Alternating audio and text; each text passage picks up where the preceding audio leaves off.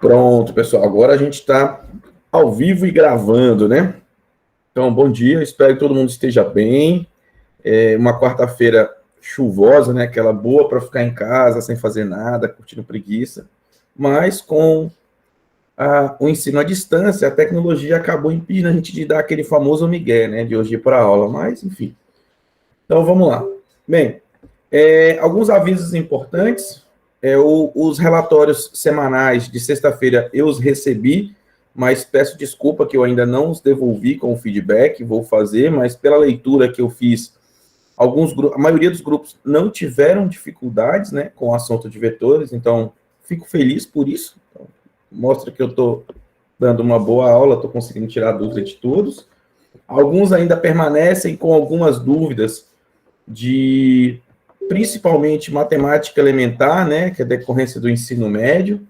É complicado a gente fazer uma aula de revisão aqui dentro da disciplina, porque a gente tem um cronograma para seguir, mas o que eu posso dizer para as equipes que têm mais a dificuldade é, como eu sempre falo, faz um planinho de estudo, tira um dia na semana, perde uma sexta-feirazinha à tarde aí, ou um final de semana para fazer aquela revisão. Tem ótimos canais no YouTube aí que fazem boas revisões desses assuntos mais elementares. Aquele material do Stuart que eu disponibilizei tem também um bom material de revisão. Enfim, ali vai dar um norte. E, de novo, né, os grupos sempre podem me contactar para tirar dúvidas e até mesmo marcar um encontro só comigo para poder esclarecer eventuais dificuldades que tenham encontrados aí. Certo, pessoal?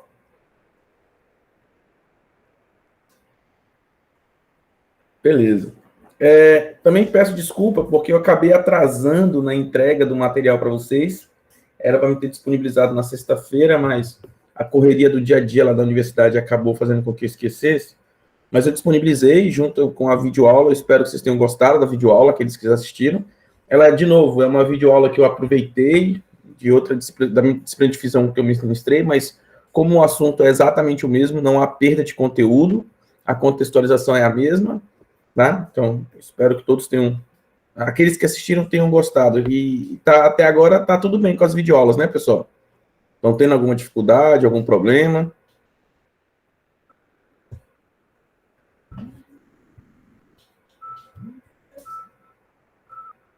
Tá. Então, vamos lá.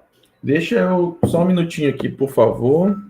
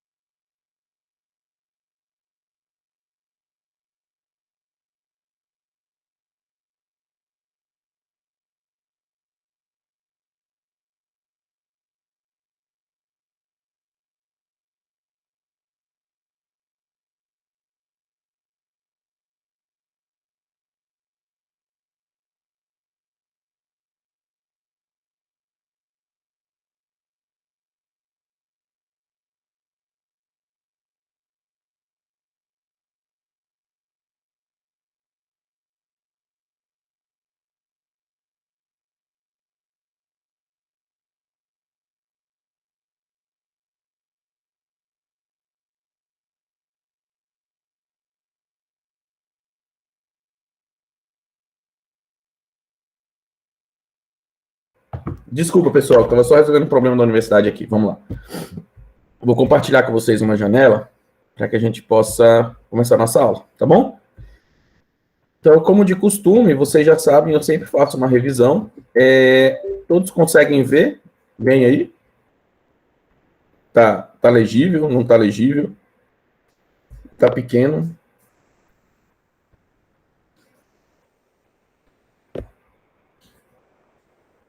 Beleza. Se consigo diminuir o zoom um pouquinho. Pronto. Tá.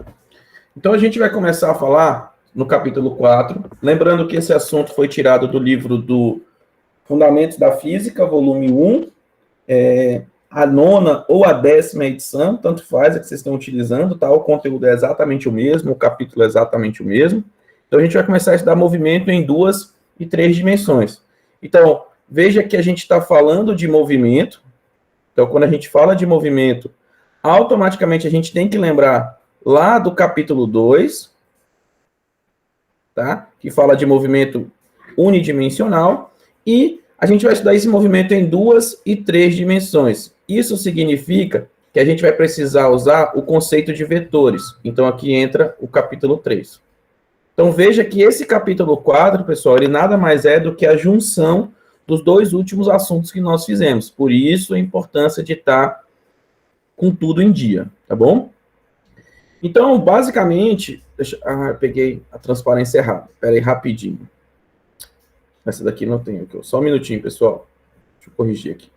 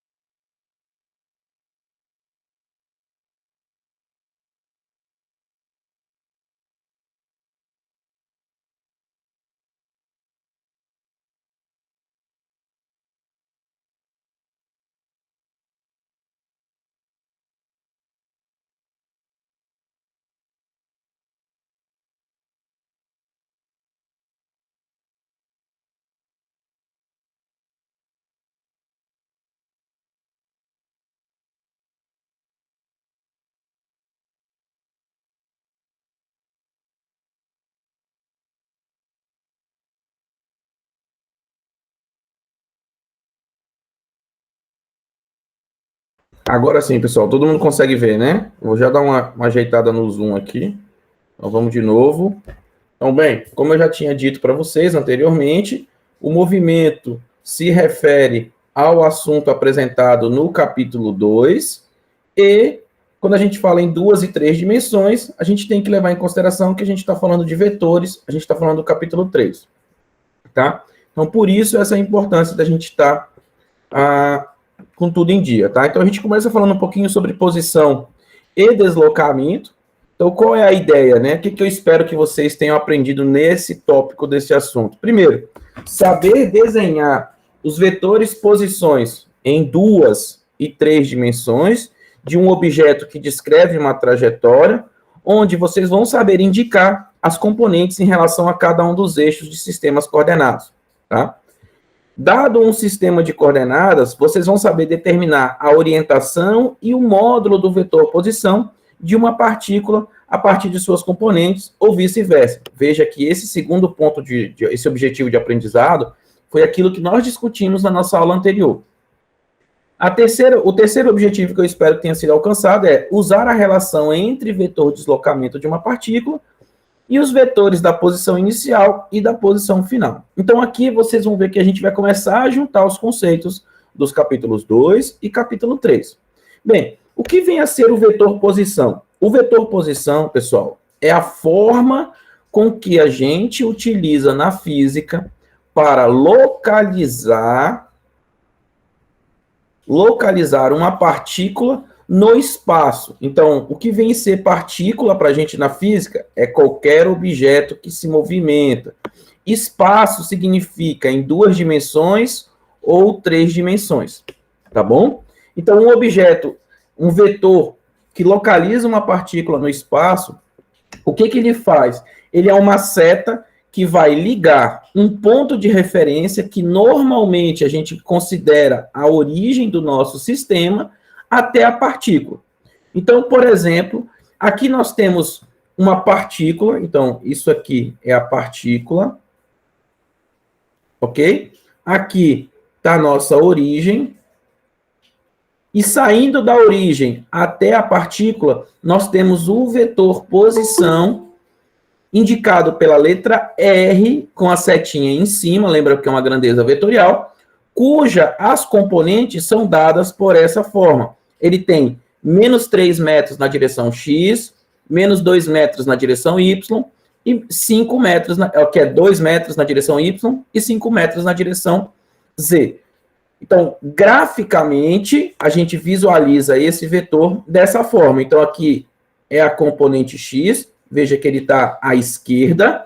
Nós temos a componente Y, que está positivo apontado para cima, e nós temos a componente Z aqui, ó, é esse pedacinho bem, tá bom?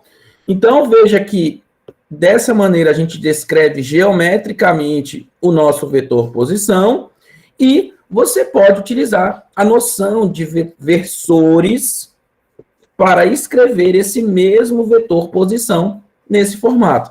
Então, o vetor posição é um vetor cujas componentes são dadas por esses valores. Menos 3 metros na direção X, 2 metros na direção J e 5 metros na direção K. Tudo bem, pessoal? Alguma dúvida?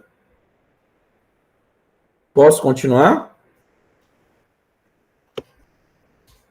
Caso alguém tenha alguma dúvida, só apertar a mãozinha que aparece aí, que vou ser notificado, eu já venho para ver a dúvida, tá bom? Então vamos continuando. Beleza.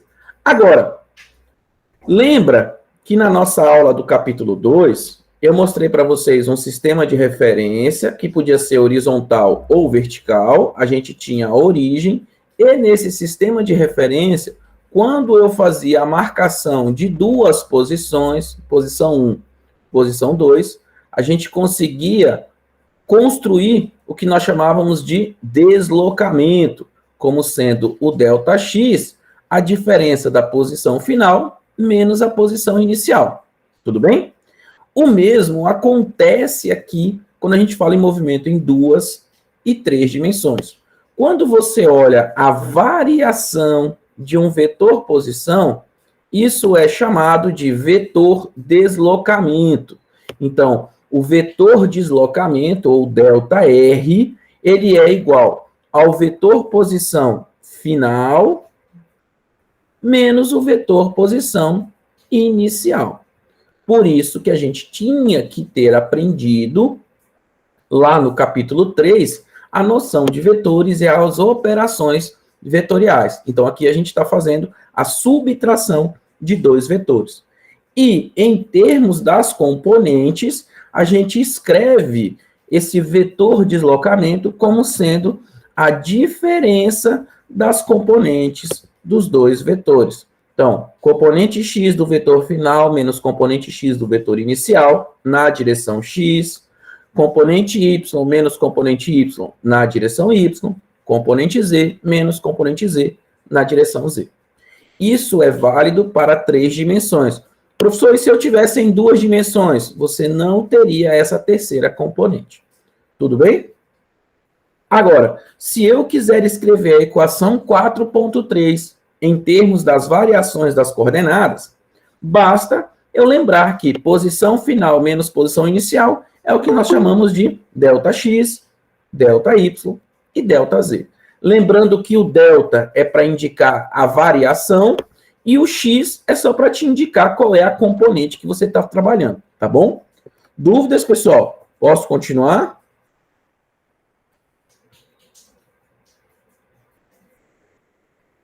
Se alguém não estiver entendendo, por favor, só avisar, tá? Beleza. Então, vamos lá. Agora que a gente tem essa ideia do que é vetor posição, do que é vetor deslocamento e como escrever em termos de suas componentes, a gente vai falar sobre velocidade média e velocidade instantânea. Basicamente, qual é a diferença dessa daqui, né, para cada uma? A velocidade média, ela vai ser uma grandeza física vetorial, mas ela não vai te dar o comportamento realístico do movimento, né? Ele vai ser baseado, normalmente você vai calcular como sendo um ΔR sobre ΔT, tá? Já a velocidade instantânea, como o próprio nome diz, ele te dá uma realidade, né? Ele te dá a situação real do movimento, né? Instantânea. Então, aqui envolve o conceito de derivada, tá? Aqui é onde você vai calcular a derivada do vetor posição com relação ao tempo. Então, isso é importante estar claro para cada um. Velocidade média está associado com as variações do espaço, com intervalos de tempos fixos, enquanto que velocidade instantânea está relacionado com variações da posição em intervalos muito pequenos, em intervalos praticamente igual a zero, instantâneo. Tudo bem? Então, isso é para deixar mais claro a diferença de cada um. Então, nesse tópico, quais são os objetivos, né, que eu espero que vocês alcancem nesse assunto? Saber que a velocidade ela é uma grandeza vetorial, ou seja, ela precisa de 3 informações. Ela precisa de um módulo ou comprimento e uma orientação. Aqui, orientação tem 2 coisas, né, pessoal? Vai ter direção e sentido, tá? E no movimento em 2 e 3 dimensões, a direção e o sentido são fornecidas através de suas componentes, tá? Então, são as componentes que descrevem a direção e o sentido. Eu espero que vocês saibam desenhar vetores, velocidades em 2 e 3 dimensões, indicando cada uma de suas componentes. Saibam relacionar os vetores posição final, o intervalo de tempo entre 2 posições e o vetor velocidade média, a gente vai aprender isso. E, por fim, dado um vetor posição de uma partícula em função do tempo, determinar a sua velocidade instantânea. Aqui eu vou destacar de uma outra cor, por quê? Porque nesse último ponto, coloquei bem vermelho para que todo mundo visualize, aqui é onde a gente precisa ter a noção de derivada. Então, de tudo isso que a gente está aprendendo, o último ponto é que, de fato, fala sobre derivadas. Claro que eu sei que vocês estão no início do curso de Cálculo 1 e, por isso, no momento certo, eu vou fazer as definições adequadas, as explicações adequadas, sem, claro, tomar o lugar de Cálculo 1, né, pessoal? Que eu sou professor de Física 1, não posso também atropelar a matéria do nosso colega. Então, bem, a gente já aprendeu lá no capítulo 2 o que é velocidade média, é a variação do espaço em função do tempo, e na notação vetorial, a diferença agora é que nós vamos ter 3 componentes, né? Então, a velocidade média, ela é um deslocamento dividido por um intervalo de tempo correspondente. Então, veja que a velocidade média é o ΔR sobre ΔT.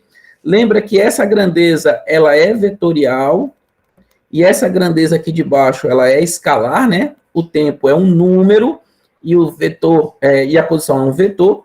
Então, o resultado dessa operação é um vetor. Por isso que a gente fala que a velocidade é uma grandeza vetorial, tá? E em termos das suas componentes, como que a gente calcula a velocidade média? É componente x do vetor deslocamento dividido pelo tempo, mais componente y do vetor posição dividido pelo tempo, mais componente z do vetor deslocamento dividido por tempo. Então, aqui estão cada uma das suas componentes. Quem vencer essa primeira é a velocidade média na direção x, velocidade média na direção y, velocidade média na direção z. Tudo bem?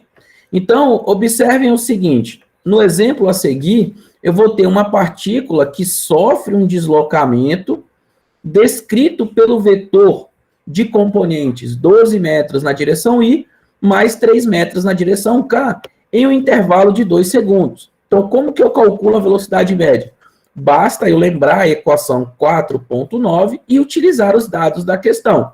Então, veja que eu tenho variação na direção X, 12 metros. Variação na direção Y, 3 metros. Aqui eu não tenho... Opa, aqui é a direção Z, né? Olha, ele colocou direção Z. Então, não tem problema. Aqui a única componente que a gente não tem é a Y. Então, vou usar a fórmula que eu conheço. Substituindo adequadamente em cada um dos locais corretos da fórmula, né? O deslocamento X, o deslocamento Z e o tempo, o que nós vamos encontrar é que a velocidade média dessa partícula, ela tem as seguintes componentes: 6 metros na direção I e 1,5 metros por segundo na direção K. 6 metros por segundo na direção I, mais 1,5 metros por segundo na direção K. Observem que esse resultado é um vetor, tá? Então, na direção X, a partícula anda com essa velocidade, enquanto que na direção Z, ela anda com essa velocidade. Tudo bem, pessoal? Posso continuar? Alguma dúvida?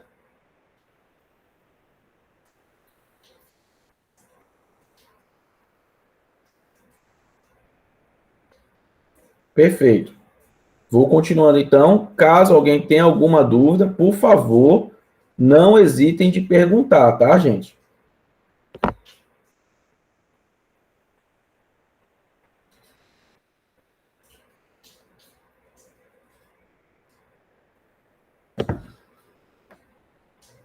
No final, não se soma porque são componentes vetoriais distintas. Você não pode somar componente X com componente Z. Essa letrinha que aparece do lado delas é justamente para indicar que são componentes distintas. Você não pode somar isso daqui com esse cara, tá? São laranjas e maçãs, se você quiser pensar assim. Então, não tem como você somar. Aqui é o final disso, tá bom?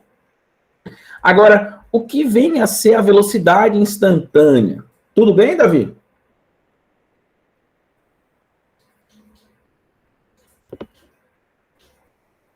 Beleza. O que vem a ser a velocidade instantânea agora, né? Bem, a gente aprendeu que a velocidade média, ela é o vetor em decorrência da variação do espaço no intervalo do tempo, o vetor de deslocamento dividido pelo tempo. E a velocidade instantânea? Bem, a velocidade instantânea, pessoal, ela é a velocidade de uma partícula em um dado instante, e aqui é diferente de um intervalo de tempo, tá? Então, deixa eu colocar. Então, isso aqui é diferente de falar de um intervalo de tempo, porque intervalo de tempo, a gente entende que é um tempo fixo relativamente grande, 1 segundo, meio segundo. Em um instante, a gente está falando que essa variação de tempo ela é quase zero. É instantâneo. E, nesse caso, a gente fala que a velocidade instantânea é o limite da velocidade média quando o intervalo de tempo tende a zero. Então, matematicamente falando, é isso daqui. A gente aprendeu que velocidade média é o ΔR sobre ΔT. Quando eu olho para esse intervalo de tempo e calculo o seu limite, quando esse intervalo de tempo vai para muito pequeno, ou seja, próximo de zero, a gente fala que isso daqui vira a derivada de R em função do tempo. Então, essa é a definição de velocidade instantânea. É o limite da velocidade média quando o intervalo de tempo tende a zero. Tudo bem? Eu imagino que na aula de cálculo vocês já devam ter visto a noção de limite, correto?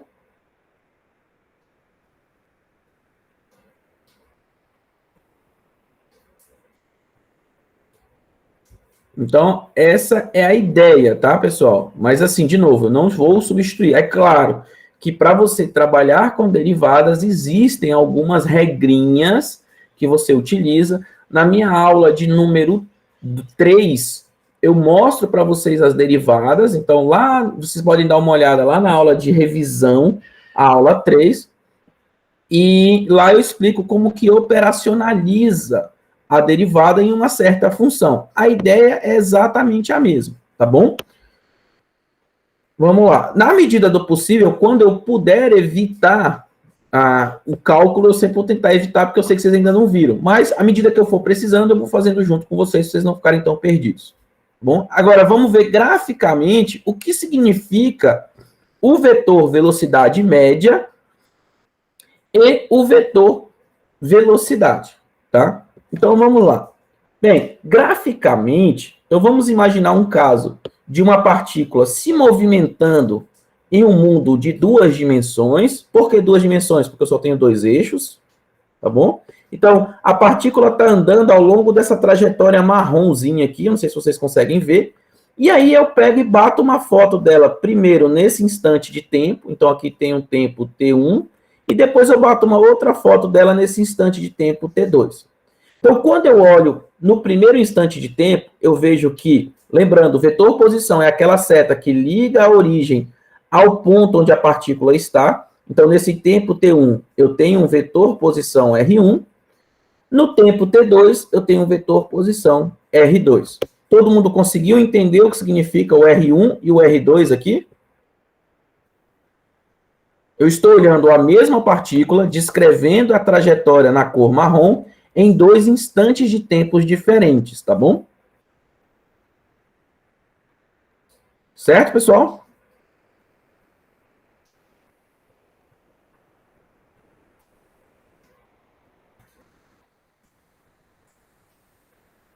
Posso continuar? Tá bom, então. Aí, lembra, o vetor posição, o vetor deslocamento, ele vai ser exatamente o vetor diferença do R2 com o R1. E graficamente, ele é representado por quem? Justamente por esse vetor que liga a posição 1 à posição 2. Então, esse carinha aqui é o nosso vetor ΔR. Então, graficamente, é isso o vetor posição. Mas veja, a velocidade média é o vetor posição dividido por um intervalo de tempo. Então, observe que o vetor velocidade média, ele vai ter que ter a direção e sentido do vetor deslocamento, porque é ele que está dando a direção e sentido, mas o seu tamanho vai ser dado, né, pela divisão do módulo do vetor deslocamento pelo intervalo de tempo. O que eu quero dizer com isso? Que o vetor velocidade média, ele obrigatoriamente, ele tem que ter essa direção aqui também, né? Eu vou desenhar ele maior só para que vocês possam ver. Então, essa setinha na cor laranja é a nossa velocidade média. Ele está nessa direção e sentido. Todos conseguiram entender o porquê que ele tem essa direção e sentido?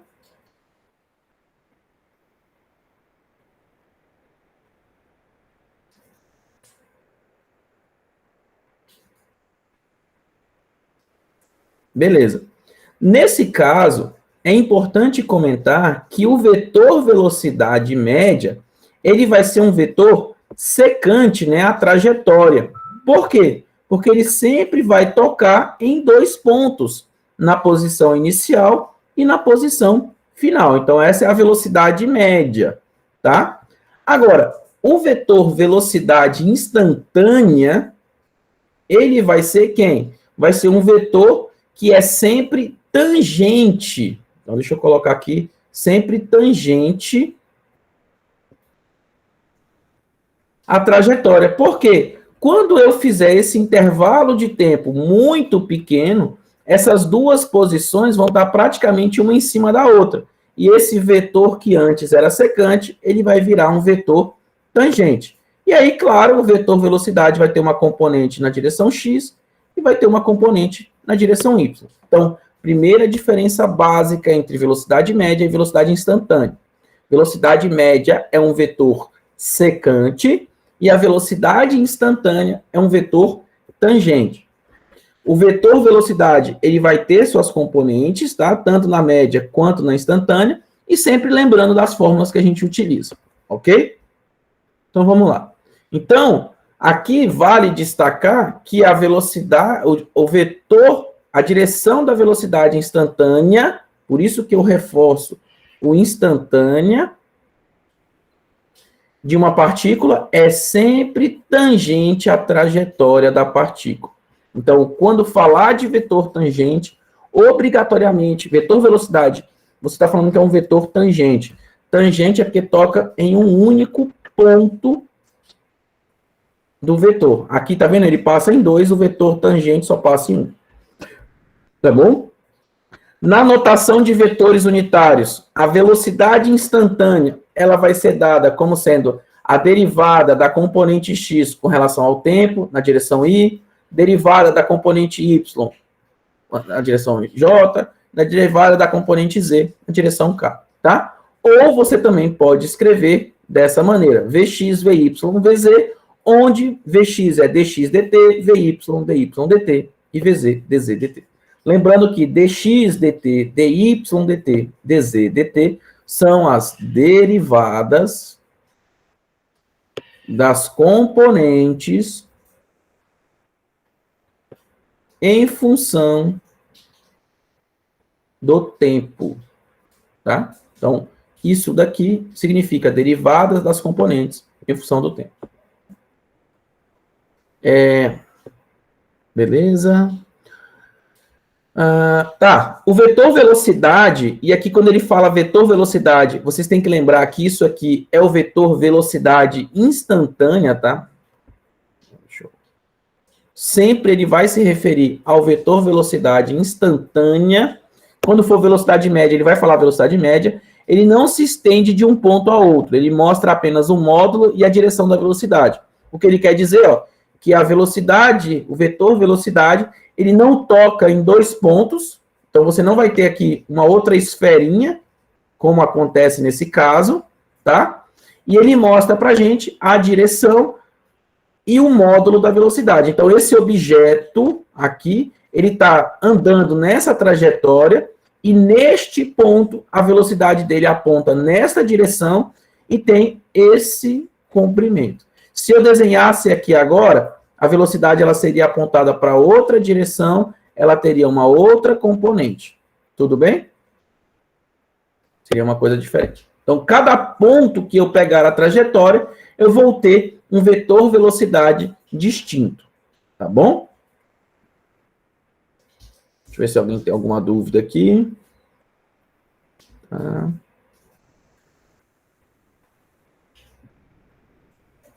Posso continuar, pessoal?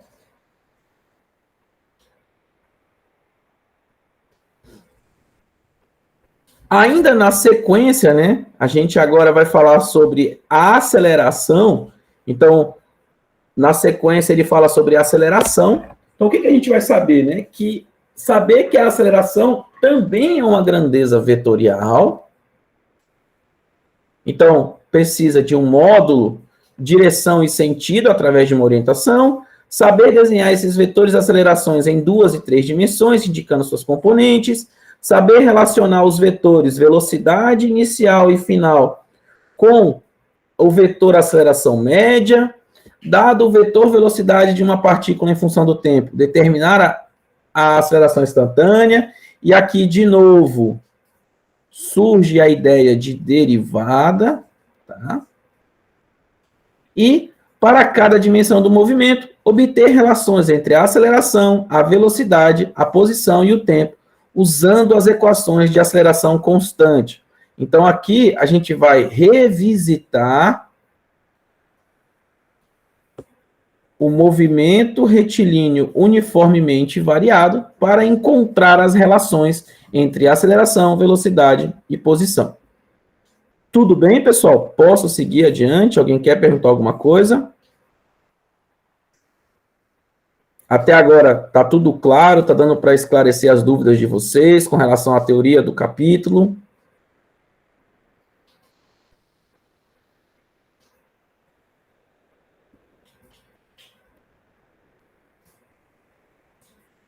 Eu vou continuar aqui, tá bom? Beleza. Bem, a gente já aprendeu que era vetor deslocamento, vetor velocidade média, vetor velocidade instantânea, e agora a gente vai aprender o que é a aceleração média, né? A gente já aprendeu, na verdade, agora a gente só vai contextualizar no movimento em 2 e 3 dimensões. Então, a aceleração média, ela é a variação da velocidade dividida pelo tempo. Então, quando você tem variação da velocidade, você tem a aceleração média. Então, veja que a aceleração média é a variação da velocidade pelo tempo, velocidade final menos velocidade inicial. E a aceleração instantânea, assim como aconteceu no caso da velocidade instantânea, ela é o limite da aceleração média quando esse intervalo de tempo ele tende a zero, né? Esse intervalinho de tempo aqui, ele vai para zero.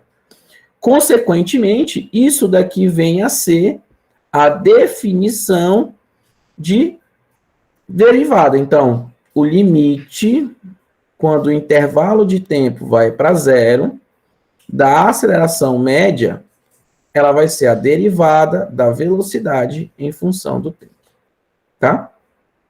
E em termos das componentes, a gente pode escrever a aceleração instantânea como sendo a derivada, então esse objeto aqui é a derivada. Ele é um operador matemático que você pode distribuir para as componentes, então você faz isso daqui. Então a aceleração instantânea vai ser a derivada da componente x da velocidade sobre o tempo, na direção y, mais derivada da velocidade na direção y, com relação ao tempo, aqui com o j para indicar a direção, derivada da componente z com relação ao tempo, na direção k. Lembrando que é importante você sempre manter esses versores, tá, pessoal? Porque são eles que vão te dar a direção e sentido do vetor. Ok? Então, não pode esquecer em hipótese alguma de colocar essas direções. Tá bom? Bem, a partir dessa equação, então, a gente consegue escrever que a aceleração ela vai ser uma aceleração na direção x, y mais aceleração y, j mais aceleração z, k, onde a x, a y e a z são dados por essas expressões. E, para que a gente possa obter as componentes, né, da aceleração, basta que a gente faça a derivada das componentes da velocidade em função do tempo.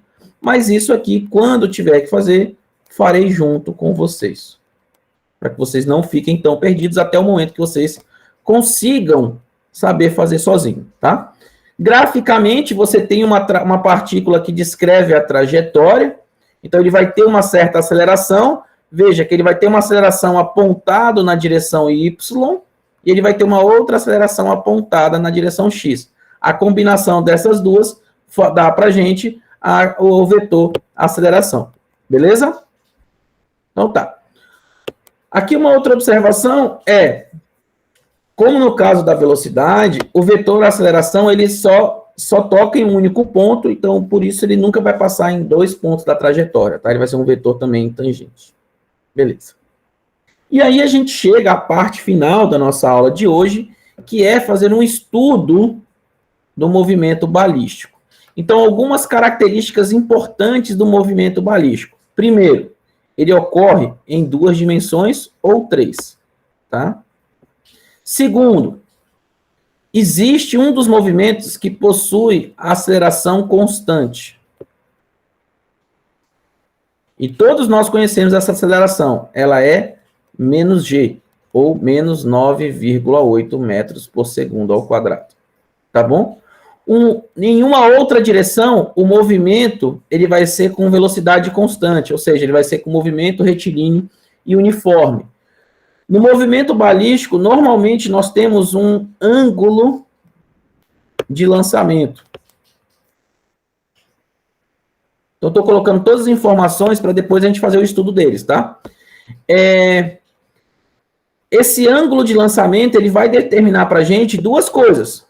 Ele vai dizer para a gente uma altura máxima em que esse objeto viajou e ele vai ter um alcance máximo também. Ok? Então, observem que o movimento balístico, ele tem várias informações agregadas a ele, que a gente tem que ter um conhecimento prévio para fazer o seu estudo. Então, primeiro, ele é um movimento que ocorre em 2 ou 3 dimensões. Você pode estudá-lo tanto em 2 ou 3 dimensões. Ele é é um movimento em que uma das direções vai ter uma aceleração constante. Então, quando ele fala em aceleração constante, ele vai ser movimento retilíneo uniformemente variável. Tá?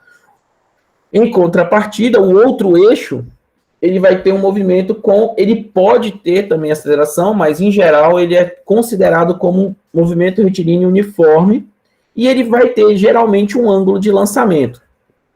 E aqui é o curioso, porque o estudo de queda livre, e aí eu vou colocar numa outra cor, só para que vocês possam acompanhar melhor, o estudo de queda livre, a gente vai ver que ele é uma consequência do movimento balístico quando eu faço uma certa escolha de ângulo de lançamento. Então, dependendo da escolha do ângulo que eu faço de lançamento do movimento balístico, eu vou reproduzir exatamente o movimento de queda livre, ou o lançamento vertical. Tudo bem até aqui, pessoal? Estou falando muito rápido. Tá dando para compreender? Ou ficou alguma dúvida?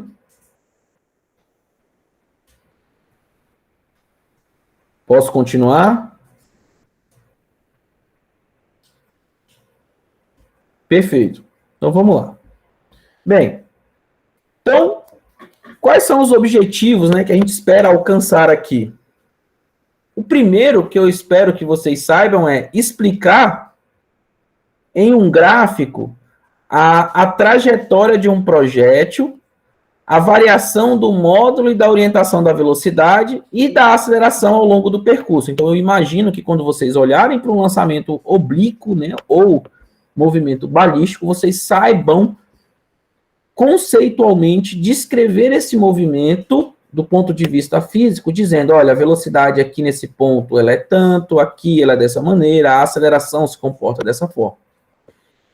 Que vocês saibam calcular a posição, a velocidade do projeto em um dado instante, a partir da velocidade de lançamento. Isso é importante, porque normalmente no movimento balístico, o que a gente conhece é a velocidade inicial e o ângulo inicial de lançamento. E a partir disso, a gente consegue descrever toda a trajetória. Ou então, calcular a velocidade de lançamento de um projétil, eu posso fazer o caminho inverso, né? Eu posso te dar informações posteriores ao lançamento e te pedir a velocidade de lançamento. Então, vocês vão saber calcular a velocidade de lançamento de um projeto a partir da posição e da velocidade em um dado instante de tempo. Então, aqui é antes de lançar, e aqui seria um estudo depois de lançar, tá? Então, veja que nesse primeiro objetivo é uma coisa puramente conceitual, então aqui não envolve conta, e as contas começam nesses dois tipos de problema. Então, em movimento balístico, tem que ficar bem claro que você ou vai calcular situações a partir da informação anterior ao lançamento. O que eu quero dizer com isso? Eu conheço a velocidade inicial, eu conheço o ângulo de lançamento, eu quero determinar tudo que ocorre depois. Então, você consegue. Ou então fazer uma espécie de volta ao tempo, né? Eu te dou uma informação posterior ao lançamento, né? Algumas informações posterior ao lançamento, e te pergunto, qual foi o lançamento, qual foi a velocidade e o ângulo de lançamento? Então, a física, ela é muito determinística nesse sentido, né? O legal da cinemática é que você conhece, dado as condições iniciais de um problema, você vai saber descrevê-lo completamente, tá? Isso é muito legal, é esse poder de previsibilidade da física que é legal. É assim que a gente tem que pensar em física. Física é algo que te dá previsões. A natureza, ela se torna previsível a partir de um conjunto de informações que ela te dá. Então, vamos lá. Primeiro, a gente tem que entender o que é um projétil, tá? Na física, a gente vai chamar de projétil um movimento, uma partícula em movimento no plano vertical. Então, aqui no livro, ele está reduzindo o problema para uma situação de duas dimensões, ok? Esse projétil, ou essa partícula, ela sempre vai ser lançada com uma velocidade inicial, tudo bem? E aqui ele não fala, mas obrigatoriamente existe um ângulo de lançamento. E esse ângulo de lançamento, você pode considerar ele Então, eu vou colocar aqui até em outra cor. A princípio, você pode considerar ele de 0 a 180, ou 0 a 360 graus, mas você vai ver que não faz muito sentido. Fisicamente, a gente considera ele entre 0 graus até 90 graus, ou π sobre 2, tá? Vocês vão entender por quê. Bem, e um outro fator que é muito importante, e aí eu vou colocar na cor vermelha, é que uma das acelerações com que ele viaja, ela é a aceleração de queda livre, ou seja, a aceleração da velocidade. Então, em uma das direções, o movimento ele ocorre com a aceleração da velocidade, da aceleração da gravidade. Tá? Tudo bem, pessoal? Deu para entender ou ficou alguma dúvida?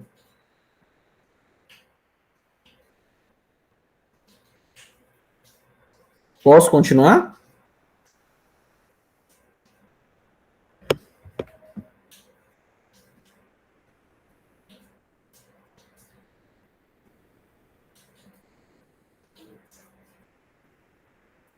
Beleza. Então vamos lá. Bem, em termos, então, o movimento de um projétil, ele vai ser chamado sempre de movimento balístico, tá? Então, isso é o que a gente chama de movimento balístico. O movimento balístico, ele está relacionado a essas três condições. Tudo bem? Para um lançamento, para um movimento balístico, a velocidade, o vetor velocidade inicial, ele vai ser um vetor de duas componentes, cujas as suas expressões vão ser dadas por essas daqui. Então, você tem a velocidade inicial na direção x e a velocidade inicial na direção y. Então, o vetor velocidade inicial, o v0, ele é um v0x na direção y, mais um v0y na direção j, onde essas componentes têm essa expressão. E θ0 é o nosso ângulo de lançamento, tá? Outra informação muito importante é que no movimento balístico, como o movimento ele acontece em duas dimensões, um movimento ocorre na direção horizontal e o outro movimento ocorre na direção vertical. Ou seja, e esses movimentos, eles ocorrem de forma independentes. Um não afeta o outro. Ok? Isso permite que eu estude os movimentos de forma separada. O que isso significa? Eu vou poder escrever o conjunto de equações do movimento na horizontal e vou poder escrever o movimento, as equações de movimento na vertical de forma separada, trabalhar com eles e não vai influenciar um no outro. Tá bom? E como que a gente pode interpretar esse movimento balístico, né? Bem, antes de eu fazer isso, eu vou mostrar na prática o que seria um movimento balístico. Então, deixa eu trocar aqui. Me dizem se vocês estão visualizando aí uma simulaçãozinha. Acho que está aparecendo para vocês, né? Beleza. Essa animação, ela é uma animação que é disponibilizada na internet. Ela fica no site do PET Colorado. Depois eu posso oferecer para vocês, disponibilizar para vocês. Mas aqui eu quero primeiro que vocês entendam que é um movimento balístico, tá? Então, aqui no nosso movimento balístico, quem vai fazer o disparo é o canhão. Então, ele tem um ângulo de lançamento, olha, ele varia de 0, era para colocar 0 aqui, deixa eu colocar 0. 0. Eu posso até pôr menos, tá? Isso depende do meu ponto de lançamento, tá bom, pessoal? Ó, se eu diminuir para cá, ó. Então, eu tenho essa opção aqui. Pode vir de menos 90 até 90, tá? Eu vou colocar o caso mais simples, só para vocês visualizarem. Então, eu vou colocar ele numa certa altura. Não, vou deixar ele aqui no 0. Então, o movimento balístico a gente interpreta como sendo esse movimento aqui, ó. Vou colocar com um ângulo de 45 graus. Vou desprezar a resistência do ar. E eu quero que ele mostre aqui as componentes da velocidade e as componentes da aceleração. Então, olha o que acontece. Eu vou dar o disparo, tá? Eu estou dizendo que ele vai viajar com uma velocidade de 18 metros por segundo. Eu vou colocar em slow motion aqui, para ficar mais fácil para vocês visualizarem. Então, quando ele dá o disparo, olha, A seta em verde é a velocidade e a seta em amarelo é o vetor aceleração. Vou novamente dar o disparo. Observem que a trajetória descrita é uma parábola e você tem, simultaneamente, você vai ter posições na vertical e posições na horizontal. Então, vou disparar novamente para que todos possam visualizar. Tá? Observem que o vetor velocidade ele muda com a direção, enquanto que o vetor aceleração ele sempre permanece apontado para baixo. E observem que se eu altero o ângulo de lançamento, isso vai influenciar na trajetória descrita pelo objeto, né? Ora ele chega a uma distância maior, ora ele chega numa distância menor. Então, eu vou colocar um ângulo menor aqui, só para que vocês possam visualizar. Tá? Então, observem que o ângulo de lançamento, ele influencia na altura máxima que o objeto alcança, e influencia também no alcance máximo. Então, eu vou limpar aqui. Esse ângulo que eu coloquei foi de 55. Tá. Eu vou limpar, e agora eu vou aumentar a velocidade inicial. Vou colocar 30 metros por segundo e vou fazer um lançamento com 45 graus. Vocês vão ver que agora a distância vai ser muito maior que ela vai percorrer. O vetor velocidade também ele fica muito maior, ou seja, a velocidade é maior, o módulo da velocidade é maior. Vou fazer com 55, como eu fiz da outra vez.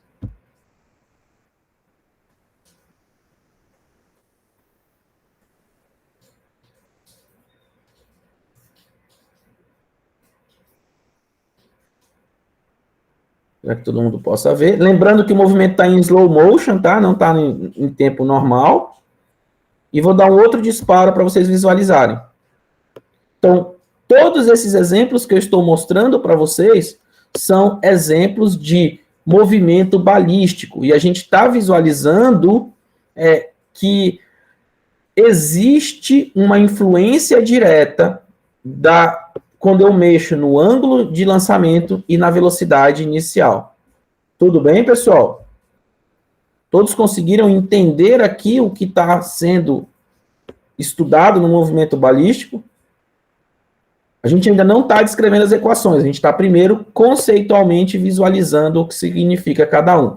Então, observem que o vetor velocidade ele muda ponto a ponto, mas o vetor aceleração ele sempre permanece o mesmo e constante, apontando para baixo. Porque nós vimos que uma das premissas do movimento balístico, qual é? É que a aceleração ela é uma aceleração de queda livre, ela é constante. E a partícula ela é sempre lançada com uma velocidade inicial. Então, agora a gente consegue entender a influência da velocidade inicial, do ângulo e da aceleração na queda livre. E só para a gente ver mais um caso curioso, né, é que eu desconsiderei a resistência do ar, então eu vou aumentar a massa do objeto, agora eu vou colocar um objeto muito mais pesado, tá? Então, vou colocar aqui com as mesmas 18, né? Eu vou colocar com a velocidade, com a massa que estava inicial, vou pôr de 5 quilos, vou dar um disparo, só para vocês visualizarem. Então, agora um objeto com 5 quilos. Eu não estou considerando a resistência do ar, mas eu vou aumentar a massa. E aí, antes de eu dar o disparo, eu pergunto para vocês, vocês acham que um objeto mais massivo vai influenciar na distância que ele vai percorrer? Eu coloquei para 10 quilos, vocês acham que vai fazer diferença? Ele vai chegar a uma distância maior ou uma distância menor? Vamos ver se influencia, né? Então, agora eu vou dar um lançamento com a mesma velocidade, no mesmo ângulo, só que ele vai ter uma massa muito maior. Vamos ver se muda. A gente vê que não muda, né? Por quê? Porque eu estou desconsiderando a resistência do ar. Ou seja, se a gente desconsidera a resistência do ar, pessoal, a gente vai ter exatamente a mesma trajetória descrita pelo objeto. Não importa se ele tem 10 quilos, não importa se ele tem 5 quilos, ou se ele tem até mesmo 1 quilo. A trajetória vai ser sempre a mesma. Tá? Agora, quando eu levo em consideração a resistência do ar, olha o que acontece. O objeto de 1 quilo, ele chega aqui. O objeto de 5 quilos, ele vai a uma distância um pouco maior, mas observem que o vetor aceleração ele não é mais vertical e apontado para baixo. E observem que o objeto de 10 quilos, ele vai para uma distância ligeiramente maior também. Mas o vetor aceleração ele não é constante. Então, isso é uma outra importante informação. No caso de resistência do ar presente, aí sim a massa influencia. No caso de sem resistência do ar, a massa não influencia. Beleza? Vamos voltar agora. Depois a gente volta aqui e brinca mais um pouquinho nessa simulação. Bem, então, como eu disse para vocês, a gente pode, como a gente viu na nossa apresentação, na nossa simulação, a gente pode estudar esse movimento de forma separada, né? Eu posso decompor, isso é legal, é que a gente pode decompor o movimento balístico bidimensional em 2 movimentos unidimensionais. Um movimento na horizontal, com velocidade constante, e um movimento na vertical, com aceleração constante. Aqui você tem uma foto estreboscópica de um lançamento. Então, você tem a bolinha amarela sendo lançada obliquamente, né? Ou seja, com um ângulo de lançamento. Então, ela faz uma trajetória balística e um movimento balístico. E a outra vermelha, ela cai com a mesma direção. Veja que na vertical, aqui eu vou usar a cor azul para diferenciar, tá? Para que vocês possam visualizar melhor. Então, veja que cada linha dessa, olha, o movimento vertical das duas é exatamente o mesmo, tá vendo? Elas chegam ao chão exatamente ao mesmo tempo. Beleza? E como que a gente estuda esse movimento, então, tá? Bem, como o movimento na horizontal, ele é um movimento com velocidade constante. Então, deixa eu colocar aqui. Velocidade. Então, a velocidade x aqui, ela é constante. Ou seja, ela vai ser a mesma ao longo de toda a trajetória. Então, esse Vx vai ser o próprio V0x, que é o V0 cosseno de θ0, tá? Essa informação aqui, ela vem do início do lançamento, né? Que ele tem uma velocidade inicial e um ângulo. Então, como a aceleração é 0, a velocidade é constante. Se a velocidade é constante, pessoal, movimento retilíneo e uniforme. Quais são as equações que a gente tem que usar? Equações do movimento retilíneo uniforme. Então, x igual a x0 mais vt, onde x e x0 são as posições final e inicial do nosso movimento, v é a velocidade na direção x, eu preciso indicar isso, e ela, como ela é constante, ela é a própria velocidade inicial de lançamento, que é dado por V0 cosseno de θ0, e t é o tempo. Então, essa é a equação para a horizontal. E na vertical, como a aceleração ela é constante, ela é negativa e apontada para baixo, porque foi uma definição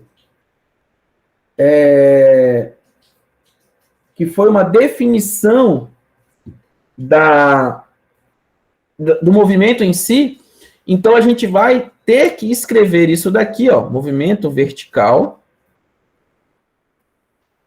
Então, aqui a gente está falando de movimento retilíneo uniformemente variado.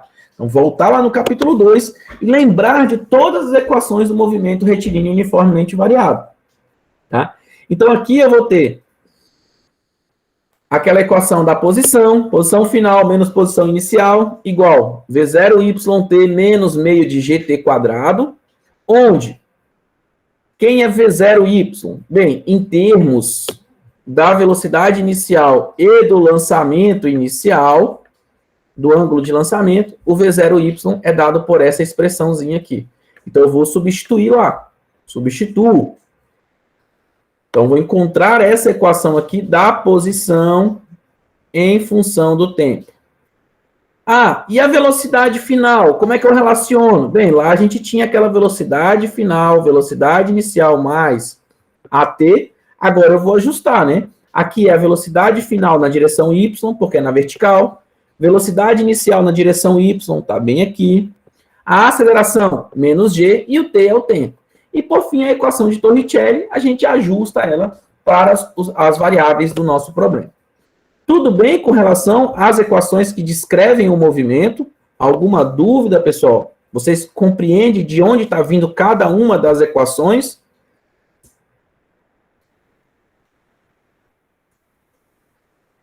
Posso continuar? Beleza. Então, a partir desse conjunto de equações, tá? A gente chega, e aí eu vou abrir aqui uma outra tela para mostrar para vocês.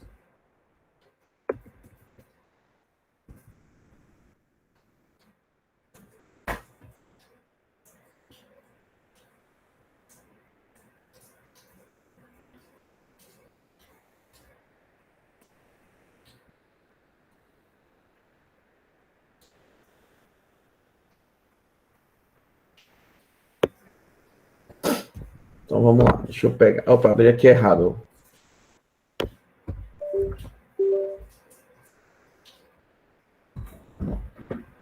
Não, não é isso.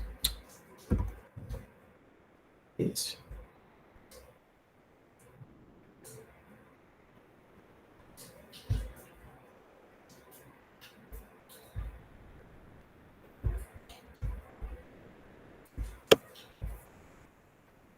Então, deixa eu compartilhar. Vou parar de compartilhar essa daqui e vou trocar minha tela, tá, pessoal? Beleza. Todos estão vendo aí, né? O meu bloquinho de notas de anotar aqui, correto?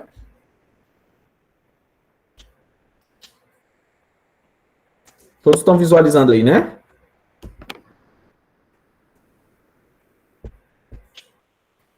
Tranquilo, então vamos lá. Então aqui, olha, a gente acabou de ver o movimento balístico, né? Então a gente tem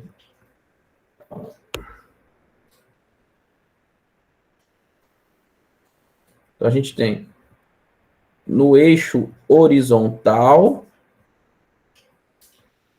a seguinte equação: x, x0 mais vt, e ajustando para o nosso problema, x, x0 mais, eu vou colocar aqui, ó, v0 cosseno de θ 0, t. Então, isso aqui é para o movimento no eixo horizontal. E no eixo vertical? No eixo vertical, o que a gente tem é o seguinte, vou pegar y0 mais vt mais meio de at quadrado, é a equação original, e ajustado para o problema, a gente vai ter y0 mais v0 seno de θ 0, t menos meio de g t quadrado. Então, observem que o que está em azul eu mantive, comparado com a equação original, e o que está em vermelho foi o que eu alterei para descrever o movimento balístico. Então, na horizontal, a velocidade é constante, ela tem aquela componente, e na vertical, a velocidade inicial ela tem uma componente na direção y, e também a aceleração ela tem um valor diferente da equação original. Tudo bem? Agora, com essas duas equações, eu posso combiná-las, tá? De que modo? Isolando o tempo aqui nessa equação, então nessa equação eu acho uma expressão para o tempo, x menos x0 sobre v0 cosseno de θ 0, e com isso daqui, se eu substituo aqui e substituo dentro dessa equação, organizo os termos, e aí eu vou deixar essa tarefinha para vocês, a gente vai chegar ao resultado. Deixa eu trocar. Tudo bem o que eu estou falando aqui das equações, pessoal? Deu para entender? Deixa eu só compartilhar uma tela inteira. Então, quando eu chego aqui nessa equação, tá? O que a gente vai encontrar é exatamente, quando eu substituo o tempo, o que eu vou encontrar é uma equação desse tipo aqui, ó. Então, quando eu faço aquela substituição e encontro, né, faço os ajustes, substituo o tempo, o que eu vou encontrar é que o percurso que o projétil descreve no espaço é uma parábola. Mas isso nós já vimos aqui na simulação. Então, olha, vou tirar aqui a resistência do A e vamos dar o disparo. Então, a gente está vendo que a trajetória que o objeto descreve é uma parábola. E, matematicamente, a gente vê isso a partir deste resultado aqui, ó. Então, essa equação é uma equação de uma parábola. Professor, como é que o senhor sabe que é uma equação de uma parábola? Porque a posição y que aqui aparece, ela depende da posição x com x ao quadrado. Olha bem aqui, ó. Então, é uma equação quadrática no x. Então, o y, ele é uma função de x, nesse caso, e o x de segundo grau. Então, é uma parábola de concavidade para baixo, porque o coeficiente dele é negativo, lembra? Ó? Ax quadrado mais bx mais c. Ó, o coeficiente a do termo de x ao quadrado tem um sinalzinho de menos. Lá na aula de funções eu mostro isso para vocês. Então, por isso que tem que estar sempre observando, tá bom? E como que a gente acha o alcance horizontal? Bem, o alcance horizontal, pessoal, ele vai ser a distância percorrida, a distância horizontal percorrida pelo projétil. E ela é dada, no livro tem a demonstração, depois se alguém precisar, quiser que eu explico sem problema nenhum, mas a gente consegue encontrar isso chegando a essa equação, tá bom? Então, se eu quiser calcular o alcance máximo, eu vou ter que conhecer a velocidade inicial desse objeto, o módulo da velocidade inicial e o ângulo de lançamento. Por isso que quando eu faço disparos com a mesma velocidade, mas com ângulos diferentes,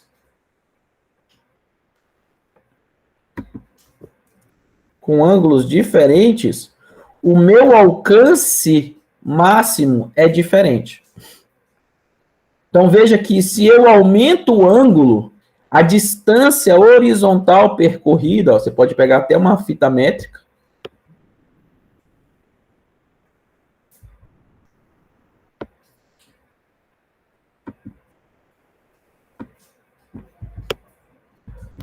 aqui eu não sei, eu esqueci. Ah, tá aqui, peraí. Acho que é assim. Então, vou pegar aqui. Ó, a distância percorrida foi de um valor. Tudo bem? Ó, vou colocar aqui. Pronto. Então, aqui a distância foi de 28 metros, enquanto que com um ângulo de 45 foi de 31 metros. E isso você pode fazer substituindo aqui dentro da equação. Então, considera uma velocidade inicial de 18 metros por segundo. Então, vai ficar 18 ao quadrado. Coloca o valor da aceleração da gravidade, 9,8. E o ângulo de lançamento, 45 graus. Você fazendo essa conta, você vai ver que a distância horizontal percorrida foi de 31 metros. Se você fizer a mesma conta, mas considerar um ângulo de 55 graus, você vai ver que vai achar o valor de 28 metros. Tudo bem, pessoal? Dúvidas? Posso continuar?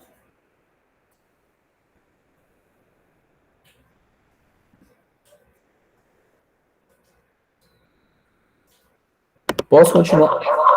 Opa, esqueci que eu tô com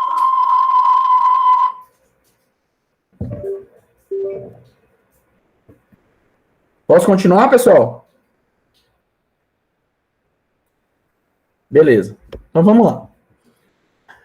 Agora, algumas coisas são importantes para a gente comentar, tá? A gente fez todas essas contas supondo que a resistência do ar é desprezada, tá? Então a gente viu que isso é uma suposição. Claro que no dia a dia essa hipótese ela não é válida, porque quando a gente considera a resistência do ar, então eu vou fazer o mesmo lançamento com um ângulo de 60 graus, com uma velocidade de 18 metros por segundo, e agora eu considero a resistência do ar. Então, quando eu considero a resistência do ar, a gente observa que a trajetória continua sendo parabólica, mas isso influenciou diretamente no alcance e na altura máxima que ela alcança, tá? Então, de fato, o ar, ele reduz tanto a altura quanto o alcance. Então, observem que essa figura que aparece para vocês é uma ótima reprodução do mesmo movimento aqui. Você teve uma redução da altura máxima e também teve uma redução do alcance horizontal. Tudo bem? Então, a resistência do ar, ela influencia. E não só a massa. Se eu mexer no tamanho do objeto, né, se for uma bola de canhão menorzinha, ela vai andar uma distância maior. Ó, observem que ela continua descrevendo uma distância maior. Lembrando que agora a gente está falando de resistência do ar. E se ela fosse uma bola de canhão maior, né, de 1 metro de diâmetro,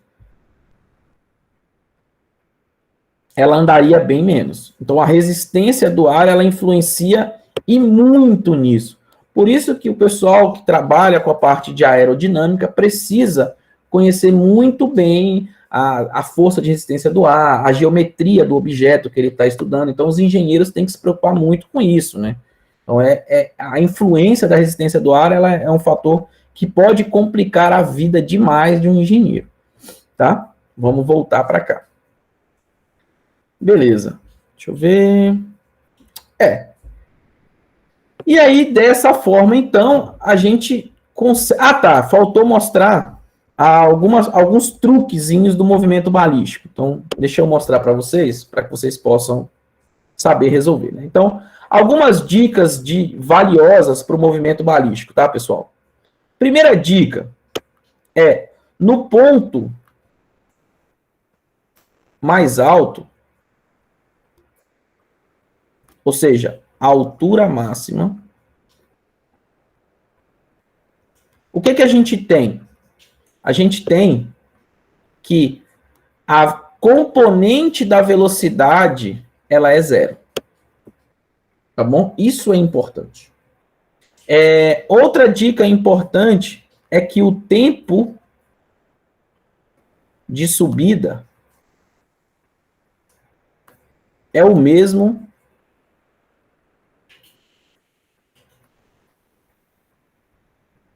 do tempo de descida.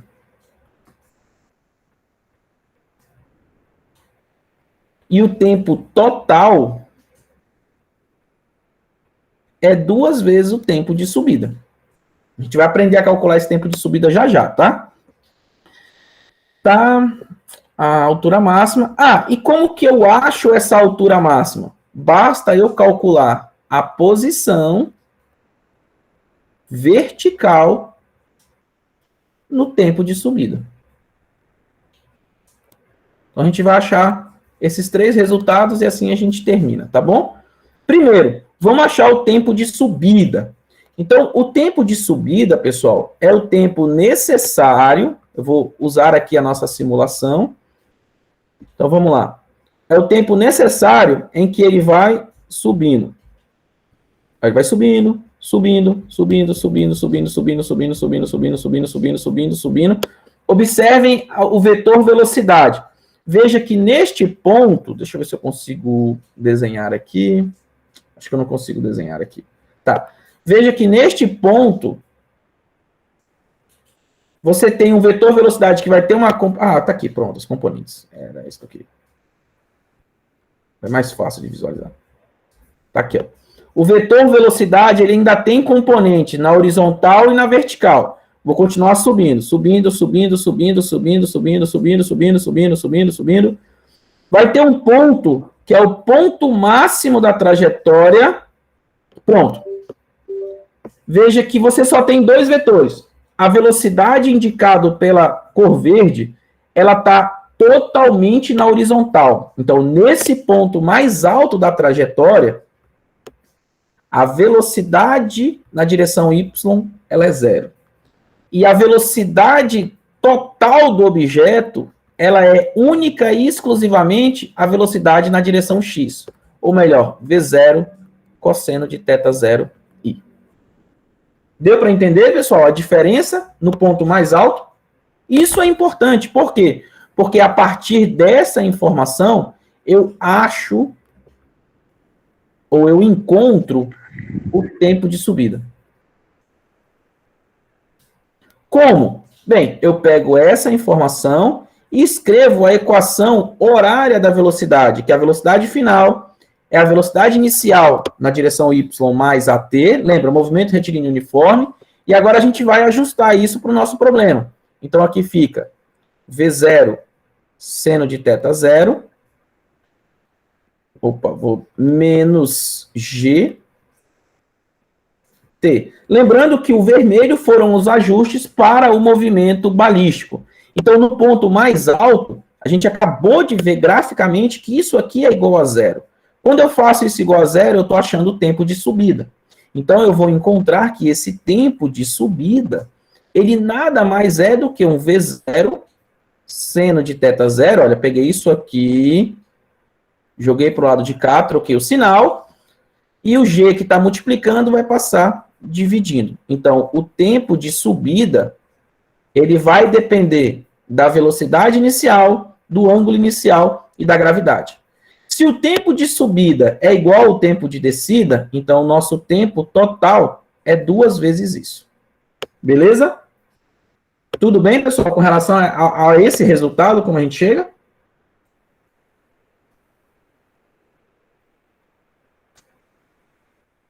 Posso continuar?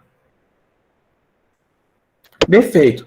Agora que a gente tem o tempo de subida, a gente pode encontrar o ponto mais alto. Como? Porque a altura máxima é a posição na vertical no tempo de subida. Então, eu vou pegar esta equação aqui, ó, vou usar essa equação. Certo? E vamos lá. Só que, vamos escrever aqui a equação na forma y0 mais v0yt mais meio de at quadrado. Estou escrevendo ela na forma geral, tá? Então, vou pegar esse y menos y0, vou jogar para cá. Igual, o v0... v0y vai ser v0 seno de θ0, tá? T menos meio de g t quadrado. Bem, y menos y0, quem é y menos y0? É a posição final do objeto na vertical menos a posição inicial. Então, como ele saiu daqui da posição 0, ele está na posição alta, então isso aqui, para a gente, vai ser exatamente a altura máxima. Tá bom? V0 seno de θ0. O tempo, agora eu vou colocar o valor do tempo de subida. Então, eu vou colocar aqui, ó, em verde, que é V0 seno de θ0 sobre G. Tudo bem, ó? Coloquei o tempo de subida. Menos meio de G. E, de novo, vou pôr o tempo de subida aqui, ó. V0 seno de θ0 sobre G ao quadrado. E aí é manipular essa equação de tal modo que você chegue ao resultado. Se você manipula essa equação, o que você vai encontrar no final do dia é que é meio de V0 ao quadrado seno ao quadrado de θ0 dividido por G. Então, a altura máxima que o objeto alcança, de novo, ele vai depender da velocidade inicial, do ângulo inicial e da aceleração da gravidade. Tudo bem, pessoal?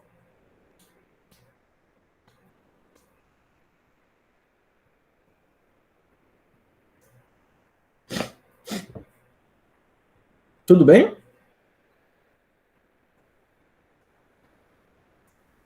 Beleza. Então, no movimento oblíquo, a gente agora tem o alcance máximo, a gente tem a altura máxima, a gente sabe que a trajetória é parabólica, sabe calcular o tempo de subida, o tempo de descida, e aí é só saber utilizar as equações. E lembra que lá no início da aula eu falei para vocês que o lançamento vertical ele só é uma consequência do lançamento oblíquo? Basta você fazer esse lançamento com um ângulo de 90 graus, porque olha só, a partícula... Cadê? Não quer subir?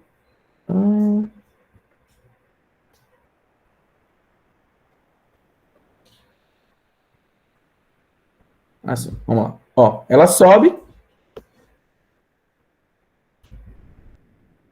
Veja que o vetor velocidade ele vai diminuindo até que chega um ponto que ele para e depois ele desce. De novo, você tem a altura máxima, tudo baseado em aquilo que a gente mostrou.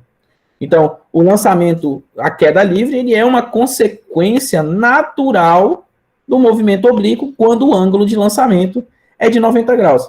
E se você colocasse o ângulo de 0 graus, né? Tipo, se você fizesse um lançamento totalmente na horizontal, como é que ia ser? Deixa eu...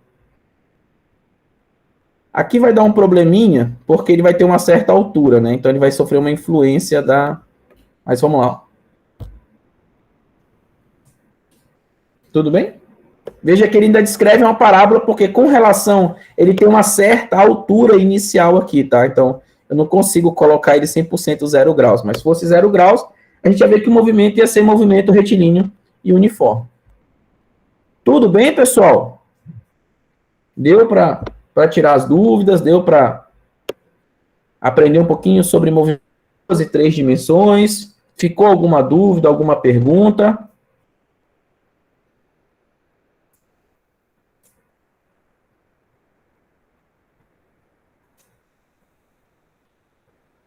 Beleza.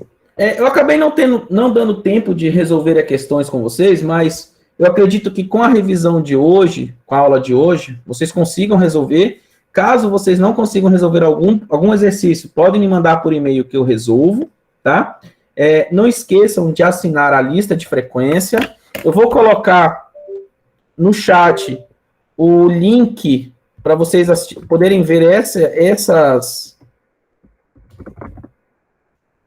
simulações, tá? Então, vou colocar no link para vocês aqui. É bem legal mesmo. Eu espero que vocês tenham gostado. Eu gosto muito dessas animações. Ela tem de várias coisas, não só de física, tá? Tem de matemática, de química, acho que de biologia. É um projeto bem antigo já, vale a pena dar uma olhada. E é isso, gente. Se alguém tiver alguma pergunta, alguma dúvida, pode ficar à vontade aí que a gente já... Eu vou disponibilizar assim que acabar aqui, eu já disponibilizo essa aula, tá, Patrick? Pode ficar tranquilo que eu já disponibilizo. Tá bom? Porque quando termino de gravar, o Google leva um certo tempinho para fazer a renderização e me liberar. Aí leva, em média, assim, como foi uma aula longa, ele leva uns 20, 30 minutos. Aí é o tempo que eu recebo, aí eu coloco no YouTube, e aí é o tempo do YouTube processar. Então, logo mais eu estou disponibilizando. Tá bom? Show.